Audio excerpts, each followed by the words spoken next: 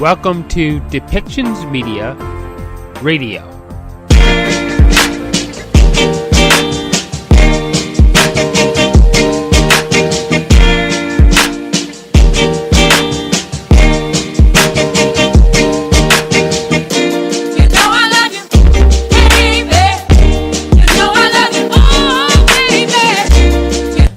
And welcome to Community Living Radio. I'm Michael, and with me, of course, is our new co-host, Allison. Hello.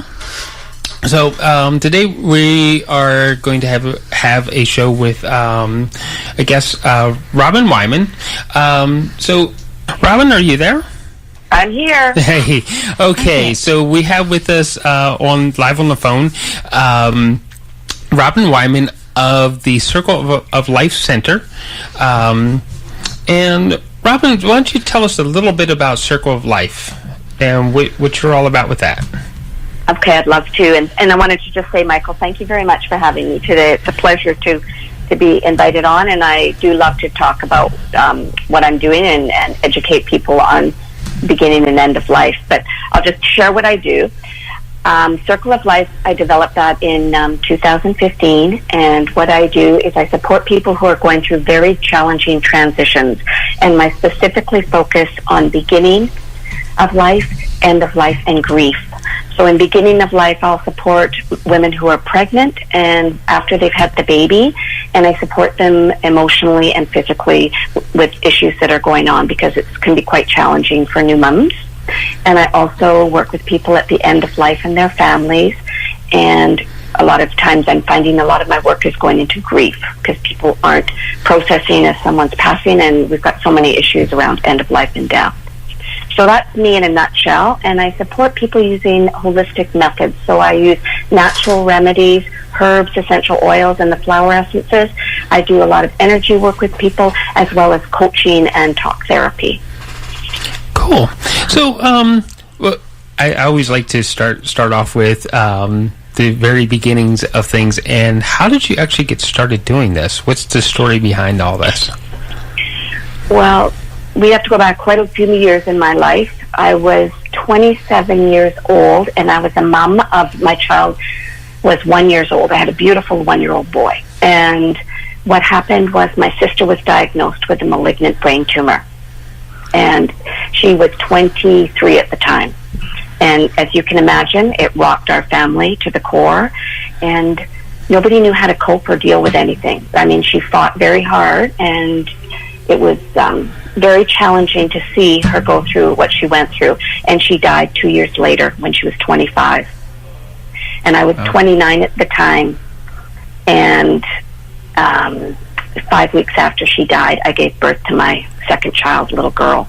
So I'm not sure if you can imagine this, or people can, but there was this sadness of my sister that was overwhelming, but this joy of this new baby, this beginnings and this endings, and it was just all meshed together.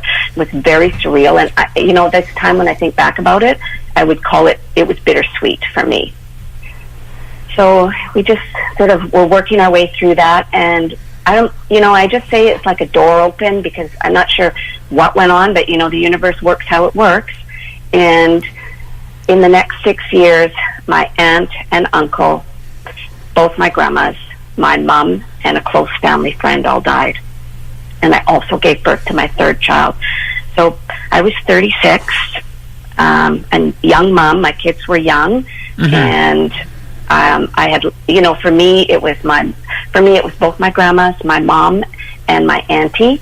So these 5 women that were key women in my life gone, and I was angry. I was struggling. I was mad at God. I didn't understand why this had happened to our family, and I wasn't coping very well. I had a lot of aches and pains, and I knew I had to get it together, because I had these 3 babies that gave me so much. Well, they were children now. Gave me so much joy, but I had this. I came later to learn that it's called layer cake grief. It was just grief upon grief upon grief. And I remember going to the doctor one day and completely falling apart, and her saying to me, "Robyn, we've got to help you. We'll get you on some antidepressants, and we'll give you pills to help you sleep." And I had horrible achy joints, and she said, "We'll give you some anti-inflammatories." And something just bellowed up from me that said, no, you're not doing this. And so I listened to myself because, I had seen my family go into the hospital and they had struggled and they had died. So I wasn't keen on doctors. They made me nervous. And I went, okay, universe, if there's a way, then show it to me. Mm-hmm. So I started to explore natural remedies. I started with herbs and essential oils. And I'd always done yoga and some meditation, but I really started to focus on this in my life, and I started to do a lot of walking in nature. I'd always loved nature, but I really started to spend time just quieting myself and listening, and I started to feel better, and I started to realize that I could heal myself, and I started to make these blends for my kids when they'd have a cold, or little remedies for things for minor ailments, and it was empowering as a young woman to do this. So I decided to study. All these holistic modalities. And one of the parts of aromatherapy when you study it is you do massage. So I was training in massage, and my teacher was very spiritual, and she said to me, Robyn, you're very intuitive. I think that you would do well to learn Reiki. So I started to study Reiki, and part of it, what I did for many years was massage and energy work with people. So I could definitely have a feeling, and I can see where the energy is on the bodies. And people would start weeping when I was working on them and hug me after and say, thank you so much. It's so much more than a massage. But for me, it was just this beautiful meditative dance where we would connect. And I realized that I was holding space for people and allowing the energies just to move through me. And then I evolved and studied sound and crystals, and I worked with angels, and it just kept evolving. Then I kept doing that, and then I decided to create a center because I thought I want a place in nature where people can come and learn about the plants. And I created a wellness center and agritourism farm in Langley, which is about 45 minutes outside of Vancouver. Mm-hmm. And it had lavender fields and herbal gardens, and we did classes, and I had different holistic teachers come out, and we did fire ceremonies, and I had shamans come out, and we had different festivals and a lot of education. And I worked more with young moms and teaching them that, because they kept coming to me and they'd say, Robyn, how do you make all these natural products? How are you doing this? What's going on here? And I realized that generation had kind of been skipped of how to make things and do things. So I started to educate and teach people and mentor them. And I wasn't looking at the end of life. I had avoided that because I realized for myself I wasn't healed in that arena. Although I did do hospice work and I did also do with my aromatherapy, I volunteered and I worked with people at the end of life. So I was doing it, but more on a volunteer aspect. And it was in 2013 that I just share back after a moment that my husband and I were not getting along at the time. We weren't aligned in what we were doing. So we decided to separate and eventually divorce. And I wasn't able to hold on to the center. So the center went, the marriage went, and the home went. And I was looking after my great auntie, and she was in the process of end of life. And I was sitting with her as she was passing, and it was a very, very profound experience for me. And the nurse came up to me and she said, Robyn, people don't do this. And you have a calling to do this work. So I went traveling for a few years, and then I started to see different cultures and how they were handling end of life and death, and I decided to train. So I did conscious dying training, and I also did grief training. So I decided to study these modalities, and then I just evolved. It's been an evolution, and I realized the end of life work I couldn't do until I had really looked inside myself and worked through what I needed to do for myself so I could be strong enough to do this work, because it's challenging. It's a calling for sure. I was going to say, any time when you're helping people heal, that's when it's a process for you, and two, it takes a lot of energy and strength to keep going with it, right? It does. So it does. So that's me in a nutshell, Michael. It's a lot, and I could share more. But I realized too, as my life going through, that I really have gone through a lot of highs and lows in my life, as we all do. But I think sometimes I'm beginning to realize I'm quite an expert around grief. Yeah. Well, that's an important thing that we need, because of course, in this case, we're talking about grief in the sense of someone passing out of our life. But grief appears in many different ways in our lives and at very different times in our lives. So, having someone to help you get through that process is always valuable and important. I would just like to share that for people going through transitions, a lot of you're leaving something that the way you used to be, and you're moving into something new, which is scary. Change is scary. It's scary. We don't know what's to expect, and it can often be quite messy. And I find with new moms, even a lot of times I've had them share that they said, "I miss my old life. I didn't," especially moms, in the first few months, "I didn't realize I'd be nursing all the time. I didn't realize that it was going to be so difficult." So there's a grieving of the old, even though you have this baby and life is so joyous. But this is something that women don't tend to talk about too much. And I find with me that this is coming up more and more for young moms. Yeah. Interesting. I was going to say young parents in general. Yes. Probably daddies too. Yeah. Yeah, because there's parts of your life that you just simply have to leave behind in order to attend to the new life. In a lot of respects, it's kind of a joyous in the end, but you're like, oh wait, I can't do that. Oh no, I can't do this. Right. And a lot of people they're sleep deprived. They're overwhelmed. It can be a little isolating, and we don't have our core group around us like we would have had. And for me, I didn't have, my mom was my kids were young kids when my mom died, so I didn't have that core women around me, and I see how important that is for women to have that community. And a lot of new moms don't have that support, and it can be very isolating, and they become very overwhelmed. And I was at a event out at UBC last week, and there was a lecture going on about new moms, and it was presented by a midwife who's a doctor out at UBC, and she was just saying the statistics of stress, anxiety, and depression are higher than they realized for new mothers. Yeah. And they're just starting to look at this because it's not something that midwives and people are trained into, and doctors are trained in. So, and to nip things closer before it escalates into full-blown postpartum and depression. Well, it's a big issue that's starting to be addressed. Okay, so about 20 years ago, I was introduced to not postpartum depression, but postpartum psychosis. Oh, okay. Yeah.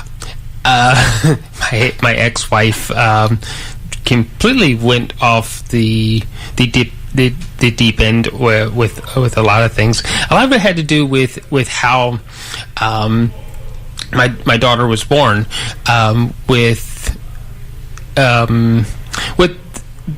There was a unscheduled cesarean. And while, because if it had been an emergency cesarean, I wouldn't have been allowed in the room, period, but I was allowed in the room, so it was unscheduled then. And while they birthed my daughter, and the jokes in the room changed from golf jokes to, hey, how do we make someone's blood pressure drop like a stone? Oh. Now, I have a science background, so I decide to look at the blood pressure monitor that's hanging on the wall. And it's like 195 over 195 is bad. Right. It's like, so with that, they were like, okay, baby's crying. Hey, can nurse, whatever her name was, can you escort baby and dad down the hall? So I was escorted out of the room while they worked on her blood pressure, getting it to come down. So yeah. So that I think that was some of the things that actually started such a trauma to your body to begin with, because giving birth is one trauma, but then having that second trauma happen, I think that's what led her down that merry little path to postpartum psychosis. But she was one of the. They just started diagnosing it like 20 years ago when my daughter was born. Before that, they were just like, "Oh, you just have to deal with it," and shuffled you off. So, right. So my point in all that is having someone like you would have been really good. Right, for support. I mean, I was with a woman the other day, a new mom, baby's a month old, and she says, "I don't know whether I'm asleep or awake." And she says, I never knew. It's so sweet, right? Because we just, I lighten up the mood, and she said, "I didn't know they bleed all the time." So, and she's a first mom, so it's an experience. You have to go through it. People can tell you all what they want to tell you, but you have to physically go through that experience to know what that is. Right? It's so important. And just as a backtrack, I just wanted to share with you, Michael, is my son was also a cesarean. My first child was a cesarean, and it was a very long labor. I was induced, and it was very painful and long. It was a couple of days, and then my blood pressure also dropped, and they just did an emergency C-section, and then my son had swallowed meconium in utero, which is your poo, his poo. Yeah. So they whisked him away, and I don't remember very much about his birth, and it was very, very challenging. People, to not be able to be with your baby, and how I felt horrible, and it was very challenging. So I became very adamant for my next two children that I would deliver naturally, and I found a doctor that would allow me to try, and I did deliver both my daughters naturally, which was that was a long time ago. So they're called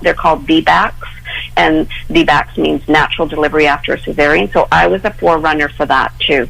Because people just went, "Oh, I've had a cesarean," and it's a personal choice. I understand that, but I can see it's very, very traumatic. It, like you said, birth is traumatic. The actually giving birth, but to have a C-section is a double whammy on you for trauma. Yeah. My ex-wife had she went past preeclampsia to HELLP syndrome. Wow. Yeah. So with that, I'm going to take us off to a break, and when we come back, I'm going to give a phone number that everybody can text message questions to, and we'll come back with Robyn, and maybe we'll have a couple text message questions midway through the next segment. Okay, so hang on. Perfect. Welcome to Depictions Media Radio.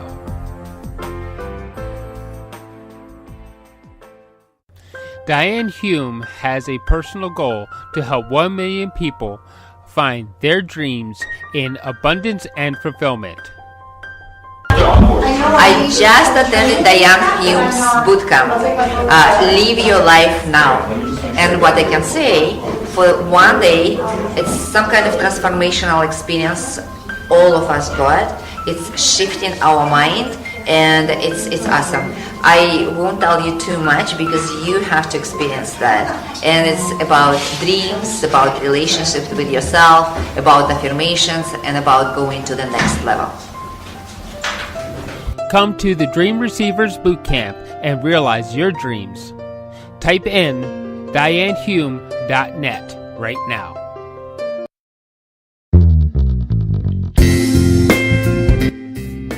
Have a show idea? Contact us at Depictions Media.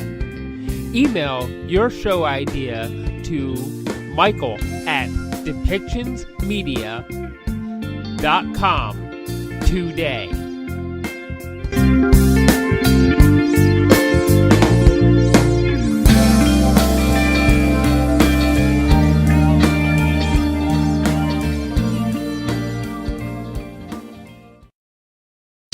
And we're back. We're here with Robyn Wyman of the Circle of Life Center. and our co-host, what is your name again? Allison Klein, that's right.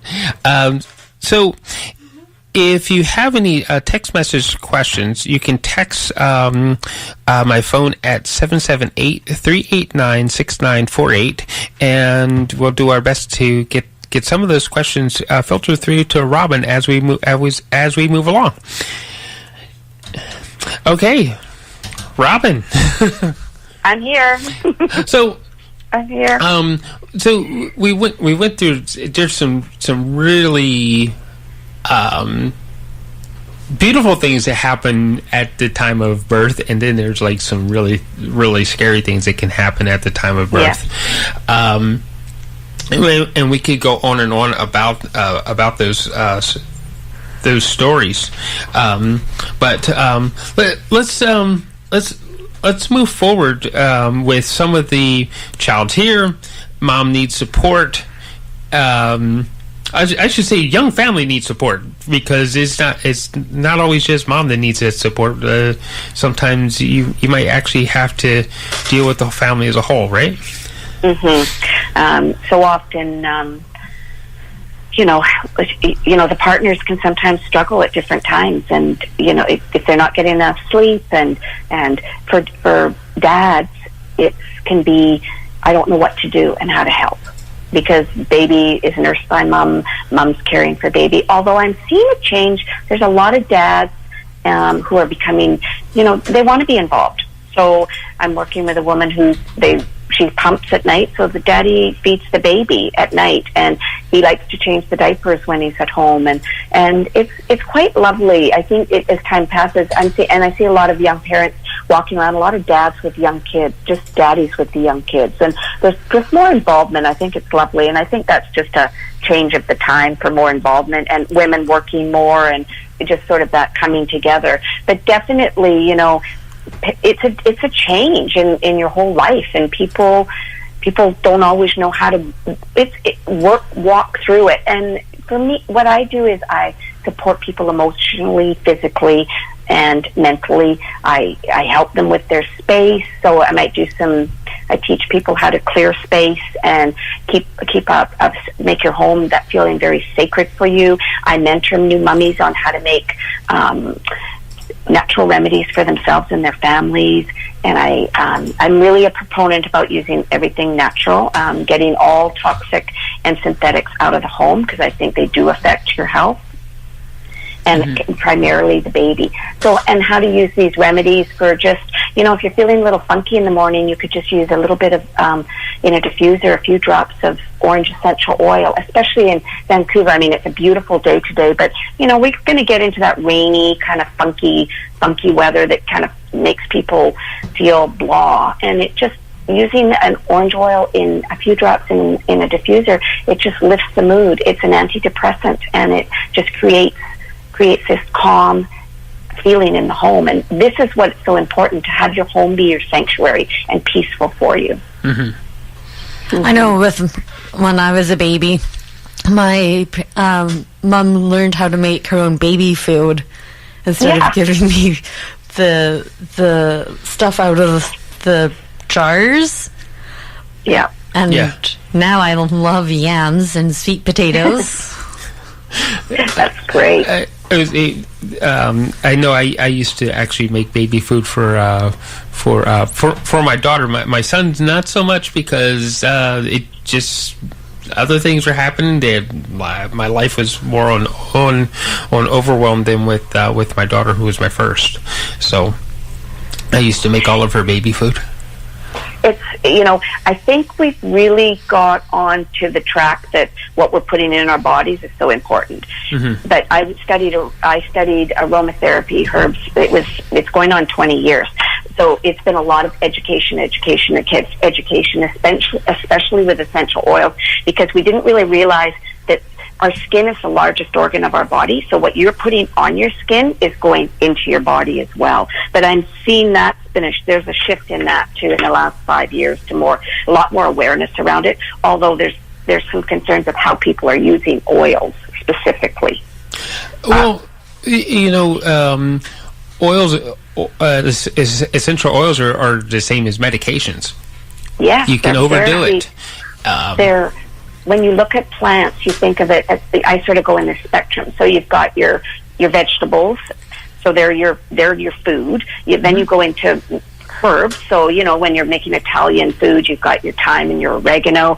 So you use those, and then you can move into more of your tincture. So they're just getting a bit more medicinal. Then you go all the way to the other spectrum, and that's where essential oils are, because they're chemical. They're the strongest part of the plant. It takes 1 tea bag of peppermint is equal to 1 drop of peppermint, is equal to 35 peppermint tea bags. Wow. So they're so strong. So people have to use them with caution, understand dilution rates. And I'm not a big proponent of using essential oils for a newborn. I think they're too strong. So I would suggest something that's called a hydrosol. Excuse me. And a hydrosol, when you're distilling essential oils, when you're distilling the plant to make an essential oil, it's usually used by steam. There's other methods, but I'm just going to share steam right now. So you put a lot of plant material in, and you force steam into it, and then it condenses, it goes up along the tube, and then it comes into a container. And you'll have a lot of water, and at the top of the waters is a layer, and that's the essential oil. But these waters have all the same chemical components, but it's very diluted. So I always suggest for people hydrosols for newborns and pets and seniors. And people who are going through a surgery and are in recovery. They're much gentler on the system. Yeah. I'm kind of familiar with the process. So we do have a text message statement from somebody. Sure. Somebody talking about their brother and an adoption process that he adopted. It's kind of off topic, but we'll get it out there. It's from Ben. He's talking about his brother who adopted a girl, and how great of a dad he's trying to be. So that's sweet. But I think it's great that the guys are trying to. I know 20 years ago I was criticized for trying to be the involved dad, and I'm glad to see that there's less criticism around it and more involved dads. So that's my dad was so much healthier for the. Was your dad involved? Yeah, I think it's so much healthier for the baby to have both parents, because you've got the feminine and you have the masculine. It's how do you model for a child? It's so important. I'm 31, and my dad was fairly involved ever since I was born. So that he would put me down for bed at night. He would read me a bedtime story. He would dance with me when I was a toddler before bedtime. So seeing him being involved in my life, I'm now expecting my significant other, if I ever find one, to do the same thing. Yeah. It makes for so much richer for everybody to have this relationship. Yeah. It's beautiful. Yeah. That's lovely. Yeah, me and your dad are probably about the same age. Yeah. Probably, yeah. Because I had my first a little bit. I was over 30 when I had my first kid. So. Yeah, both of my parents were over 30 when they had me, and I'm the first kid. Yeah, so we're. But it's good to see how our society is evolving around that.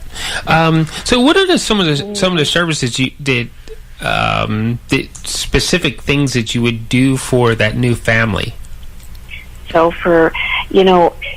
I'll come in and I'll help. At the beginning for moms, I'll help. It's pain. They're in pain and they need to rest. So I'll come over and I'll help them. I can help them with, what do you need me to do in the home? And there's quite a bit of I'm unsure, a lot of insurity. So just helping support them, because we know everything instinctively. We know. We just sometimes need guidance. So really, I call myself the mother's mother, because so many mummies don't have a mom around them. So I come in and I'll just support them however they need to be supported. And so it may be the baby's not nursing, or baby's waking up every hour and a half. So I teach them how to because so often moms will nurse the baby on one breast and then they fall asleep, and then I'll say, no, let's wake the baby up again and nurse on the other side. So the baby's fuller, so they'll have more extended time of that before they have to nurse again. Because exhaustion is huge. And, you know, I teach them how to ask for what they need, because so many people don't ask for what they need. And I did a blog I wrote a blog on that. So if anybody's interested, they can go to my website and have a read of that. So, you know, I'm saying, what do you need your friends to do? Do you need someone to just come over and bring some meals? Ask them. Do you need someone to come over and maybe clean your house for you? It's okay. People want to help, but they are unsure what to do today. Yeah. We tiptoe around things. I find that in end of life too, and grieving. People we're just unsure of what to help and how to help. So I help with that. Quite often I'll make blends for the mom, so, you know, to heal after birth. So we'll make some things, and then also some oils to use to help with the uterus. How are they feeling? Are they sleeping well? So I do things for them. I make teas. Okay, so let's teas that can help with lower stress and help you feel sleepier, and then I'll help them with their home. Yeah. And really, for me, it's creating that safe space in your home and feeling confident. And it is a process. That first month, 6 weeks, 2 months of having a newborn, it's just change, massive change for you. Yeah. So if you want to get to Robyn's blog, it is Circle of Life Center. And because we're in Canada, for those of you listening in the U.S., please change the R and E around, .ca, and it's /blog. And you'll see the menu choices across the top either way. So, and it's, you have a lot of blog posts there around this topic matter. So. Yeah, it's called Ask for What You Need, because I see that people don't know what I want. People aren't understanding me. These are things people I'm working with are saying all the time. But, you know, even in life, you have to ask. You have to let people know what you need. Yeah, well, that goes with anything. I know. It's like, I know somewhere along the line, I think we're told if you ask specifically what you need, that you're a greedy and hurtful person. And somewhere along the line, I think we're taught that, and that's absolutely not true. Yeah, we got to clear that one out. Yeah, that's a belief that's not true at all. And people want to help. Yeah, should we debunk that right now? It's like, be specific and ask for what you need, and guess what happens? You get things. You get it. And it's, you know, you need to lighten. We need to lighten our load. We've got this. I can do it. I see this a lot. I can suffer through this if I just hold on. I can do it. And you know, we suffer, and we're in pain, and then everything can spiral. And you go down that rabbit hole, and it's hard to get out of it. It's hard. Well, you know what? And I think that some of it haven't. The guy has been divorced a few times.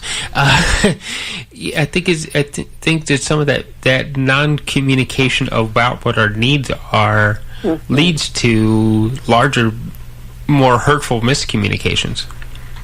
Sometimes I'll work with a couple and they're having intimacy issues.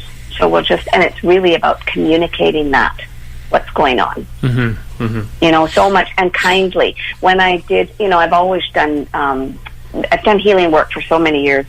And when I did my grief training, I was taught by a psychotherapist, and I just want to share this because she said that when we were I did it, and a lot of times we were on a Zoom call, the group, and then we would have question and answer, and she said, when you're with people in a group, you will behave as you did with your original family.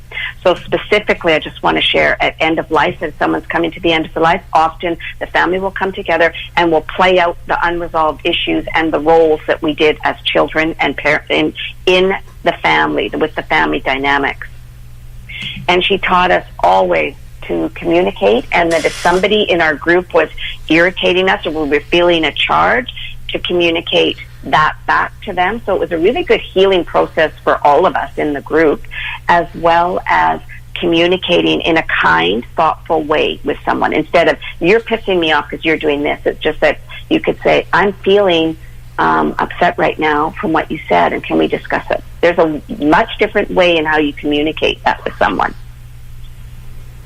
You know that thing that I remember this as a kid. They used to tell you that if you got angry to count to 10, right? And it would pass. Well, I always put it this way: count to 10, and while you're counting to 10, think about how you can state something in a loving manner as opposed to the hurtful manner that they may just popped up as. And then state it. It's beautiful. So be loving about it. It's taking that pause instead of just reaction, right? Because most of us are shoot, ready, aim, and we're throwing energy or throwing it at somebody or repressing it in ourselves all day long. And when we just take a moment and just come to our center and just go, okay, I'm triggered now, but why am I triggered? And just how can I express myself? Exactly how you said, in a loving way. Yeah. So it's not painful, because we see how things escalate. And at times of birth and death, things are already raw and we're vulnerable, and it's so heightened. And something can go, a remark or something said can it can go sideways very, very, very quickly. Yeah. Next thing you know, you're standing in front of it. It really can go this way. Next thing you know, you're standing in front of a judge, and you're splitting property. It really can go that far. It sounds like a joke, but it really could go that far. Okay, so let's bounce off to a break, and then we'll come back and work in our final segment, because we did get your website in there. Let's talk about what you do for people to help them with end of life. Okay. Okay? All right, sure. We'll be right back. Welcome to Depictions Media Radio. You are looking for success with your business and products. Go with the best, the professional voice, Earl Thomas the Voice. I will create more money, clients, and success for you. Over 70 businesses chose my voice to advance their business, products, and profits. Look on my LinkedIn profile for 27 recommendations from satisfied clients. I look forward to hearing from you at dukeearl@shaw.ca. That's DUKEEARL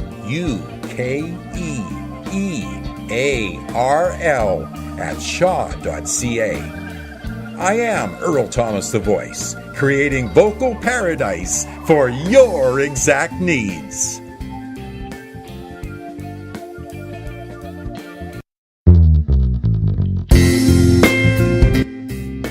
Have a show idea? Contact us at Depictions Media.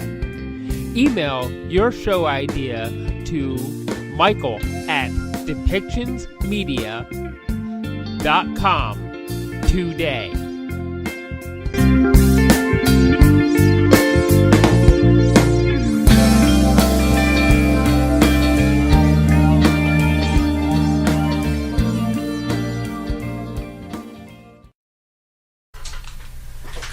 Hi, and we're back at CFRO 100.5 Co-op Radio. No, I forgot one. That's okay. You're listening to Community Living Radio here, and we're speaking with Robyn from the center, from the Circle of Life Center, and that is circleoflifecentre.ca. And for our American friends, remember to switch the R and E around in center, and you will find Robyn. So, Robyn, we did a lot about the beginning of life and how you help new families and all that kind of stuff. I guess we do need to, even for the last few minutes here, talk about how do you help people when it comes down to the end of life? Well, I work with people. I like to teach people about even just preparing, and family members. I tend to not work so much with somebody who's who's the actual person that's dying or at the point of death, although I'm very capable to do so. But I haven't found that so much. I tend to work more with families, and I think that's because of what happened in my family. We just didn't have the skills to be able to cope with all the deaths that were going on. So we kind of fell apart as a family. And I always go, I don't want that to happen to others. And I have this gift, I call it one of my gifts, is I can see energetically what's going on with the family members and help them communicate in a more healthy way and deal with their issues so that they can be there for their loved one who's dying, because that's what it's about. But all these unresolved things come up. So that's primarily how I work.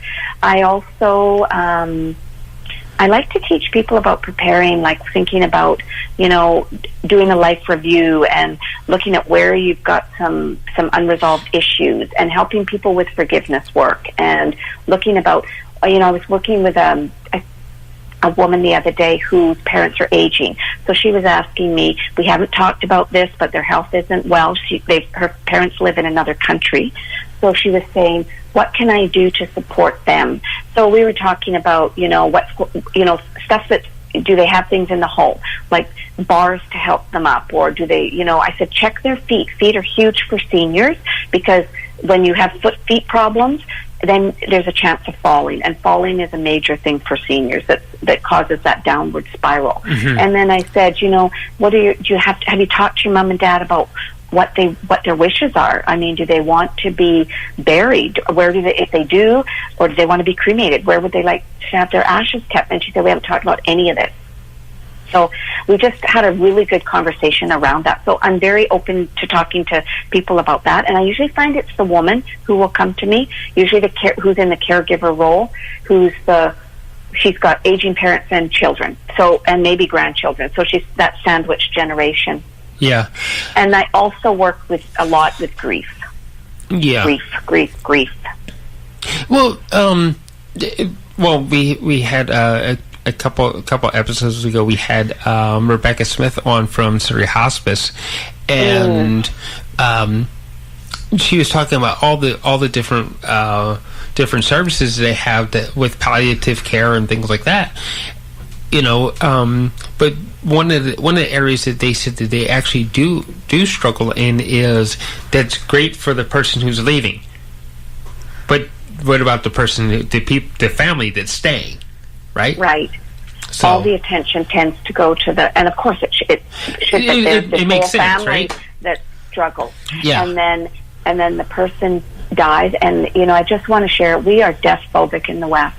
We have sanitized everything, and years ago you would have died at home. You would have been in your home, your family would have been around you, you would have smelt the smells, the kids would have been running around and screaming and laughing and crying. Now we're put into places that, a lot of people are choosing to stay at home now, so there's a shift there too. But we sanitized it. It goes off to the hospital. They can deal with it. I'll pop in or pop out, or some people don't even want to go and don't go. And even in the senior residences, and then the funeral services, they'd handle the funeral, and then at the end we're just like, because we weren't involved in any of the process. And I feel personally this is why people struggle a lot, because we don't discuss it. Death is messy, it's painful, but we're all going to go through it. I'd like to speak more around this. You can't get it out of this alive, can you? I know. No, we can't. But we're anti-aging everything in our world, right? Like it's like there's this pretend that, that's not good. I always call it the elephant in the room. And I do a talk about that for people. It's, just unveiling and like uncovering this and just starting a dialogue around it. You're right. I know with one of my friends, her mum was passing on and was at palliative at VGH. So my mum and I would go and visit the mum and check up on not only the mum but our family friend, which was nice. Yeah, yeah. People struggle. They really struggle because it brings up not only the death of their loved one, usually, and even they may be mad at them. They have maybe not talked for years. You know, you don't know. There's so much that comes up at death.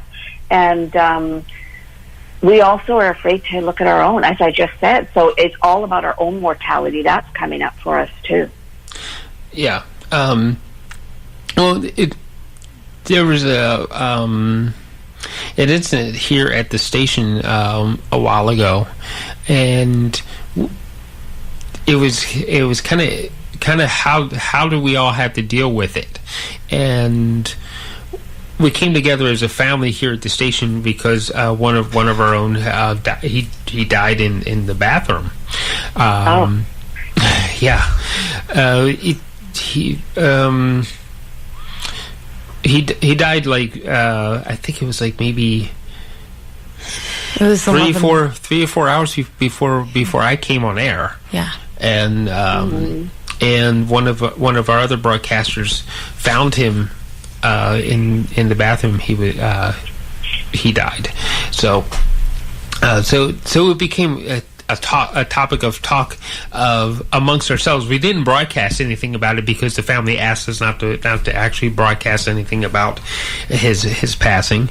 So we didn't broadcast anything, but we all had to deal with the fact that he's gone, you know. So and we all had to do it in our own little way. So.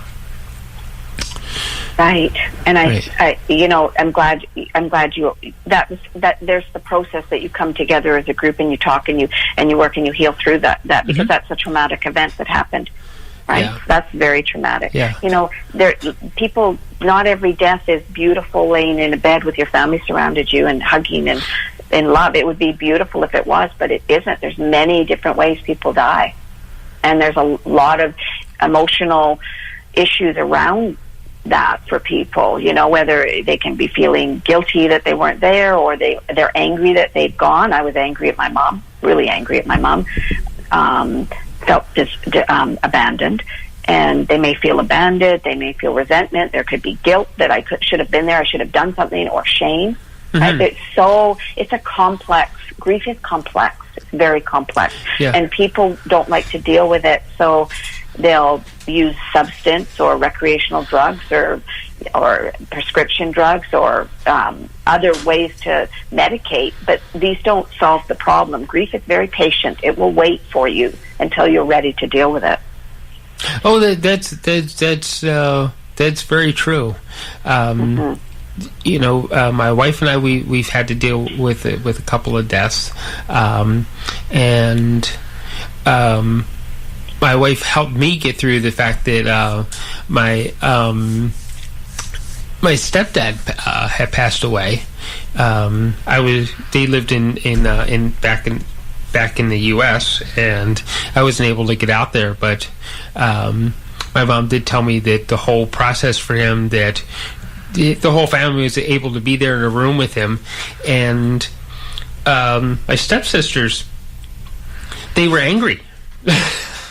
It was like, well, they thought that my mom should have done more to save his life, and there wasn't, there wasn't any way to, you know, they could have did another surgery or something like that, but the doctors just said why would we do another surgery when there's like a 5% chance that there's only a 5% chance of him coming out of it alive. 95% chance he's going to die on the table anyway. So let's let him be comfortable and pass it easily, you know. And it kind of formed two camps, you know. It's like there's me, my mom, and my sisters, and then my stepsisters and my stepfather's family, separate camps now over that. Because they're so upset. It can divide families, and it's very painful to see. But I see this a lot. So for them, they wanted their dad to be kept alive at all costs because they couldn't accept saying goodbye. And I want to tell you, person who's dying, they need to hear that it's okay to go. It's huge. People will stay and hold on and suffer so much needlessly because they're holding on to family that can't say it's okay. You add something in there that I'm with you on this. Okay, understand that, but there's people out there that say, "Oh, that's bunk." I know, but then that's not who I work with, right?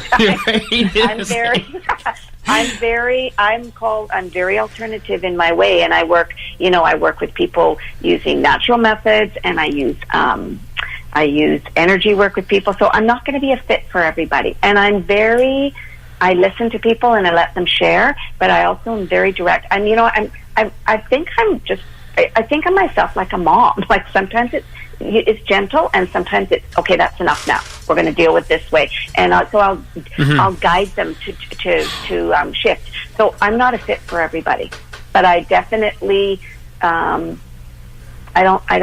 don't take a lot of BS from people when they want to stay in there wallowing with stuff. I mean, I allow that, but let's move you out of that, because where is that getting you? It's not. Right. So for your family, I don't know how things have unfolded for your family. I'll pray for them to come back together, but I see this a lot with people. There's just this division the eldest son is going to decide everything, and then the caregiver's the baby of the family, and there's this push and pull going on between the family members. We're an interesting. The human condition is very interesting. The more I learn and explore with it. Yeah. And in these heightened times of birth and death and really challenging transitions in your life, you could say divorce or retirement or, being, any of these majors in your life cause us to really reflect and look at our life, because change isn't always easy. No, change isn't always easy at all. A lot of times, most of us wind up going through change kicking and screaming. True. It's very true. And if we could actually see change coming and meet it, it would make things easier for us. It's easier to meet change than have change forced upon you. Yeah. Okay. So we're getting down to our final 5 minutes here. So I want to make sure before we continue any further, I want to make sure that the best ways of getting a hold of you and your center. Yes. Do you want me to tell you? Yes, please. Okay. That was a question. Sorry.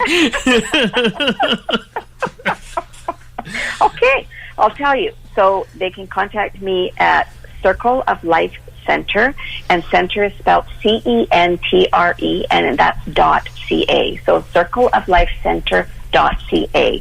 And they can also email Robyn at circleoflifecentre.ca, or they can phone me at 604-341-3345. And I offer a complimentary discussion with you, and usually it takes about half an hour, 45 minutes, and we just sort of evaluate. We just talk about what's going on, what your struggles are, and then we go back and forth, and then we decide if I could be a fit for you, because sometimes it's not a fit, and I'm very aware of that too. So, and it may be that you just need some help with some. I make birth kits for mummies, so in labor, who choose to do a more natural route. So maybe they would want to call me for that. Or I sometimes custom blend for people who are going through some challenges too. So I basically do one-on-one, but I'm starting to expand into some other areas too. Cool. Wow. Mm-hmm. So, that brings me to how we actually met. It was actually a group setting. Wait, I gave the talk that day, didn't I? You had to deal with me actually standing on stage and talking. Oh my God! No, with that, I'm going to let me give a couple gratitude statements to Diane Hume, who. If it wasn't for her, we wouldn't have met, and we wouldn't have you on our show today with Dream Receivers Academy. And also to Paula Scaper from Kinetics Media, whose video studio we had the event in. It's beautiful. Yeah. They both are very beautiful women doing important work and helping people move through their muck so they can shine brilliantly. Yes. Right? And live the life that we came to live. So beautiful. Diane's work's beautiful. Yeah. Very grateful to her. Yeah. She's a wonderful lady and good friend and everything. So, yeah. Mm-hmm. So, okay. So, Robyn, it's been nice speaking with you today. I know that great. You said, you told me yesterday when I confirmed this, that you're off on a whirlwind trip to somewhere. So I know you need to jump off and go finish preparing for your trip because your flight's leaving shortly, right? It is. I'm going this afternoon. So thank you very much, Michael. I really appreciate it. And I'm sorry, I don't know the interviewer's name. Allison. Allison, it's been a pleasure to have a chat with you too. Thank you so much, Robyn. Okay. Thank you, and enjoy your day. And remember, today is Remembrance Day, everybody. So, just reflect on some. If you've lost someone in your life, or you're separated from someone in your life, then just send them some love and a prayer. Prayers are very important. Mm-hmm. So, yes, okay. For sure. And thank you, and we will talk to you later when you get back. Thank you so much. Have a great day. Okay, you Bye. too. Bye. Bye. So, that was Robyn, and that's about all we have for today. So, can you keep listening to your local station if you're listening to CITR, CHLY, or here on Co-op Radio, CFR 100.5 FM. Keep listening to the programming, and please remember to support all of your independent programmers with donations and memberships so that we can keep this programming going. Okay? Thank you. Bye. Bye.